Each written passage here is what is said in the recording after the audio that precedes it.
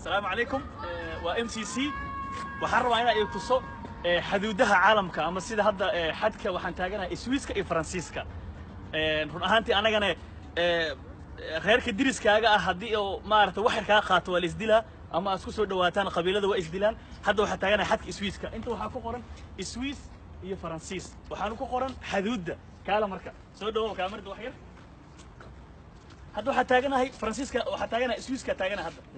saan hadda dhahana waxaan ku jiraa xadka Faransiiska wax boolis miyaa u jeedaan wax looma jeedo saan hadda dhana waxa taaganahay Swiss-ka taaganahay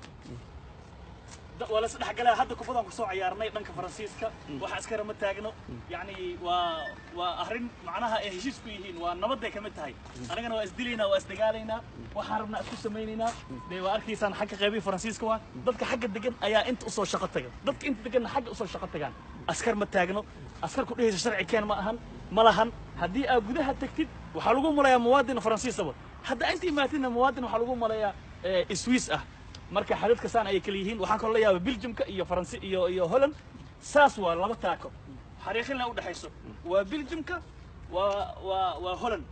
sidoo kale waa hadda waan islaameyna waa MCC oo idin leh xadadka Soomaaliya hadaan nahay inaas dagaalno oo maarad isdilna ma ahan xadadkeena aan macnaha ku heshiino iyo dadka qabiilada nala degan hatta ceelal biyo isku dagaalnaa qabiilada iyo meelaha maaragtay baadiyaha insha Allah waxaan rajaynaynaa inay Soomaaliya calooshooda isku furaan sida wadamadan oo kale insha Allah ay walaaloobaan. Assalamu alaykum.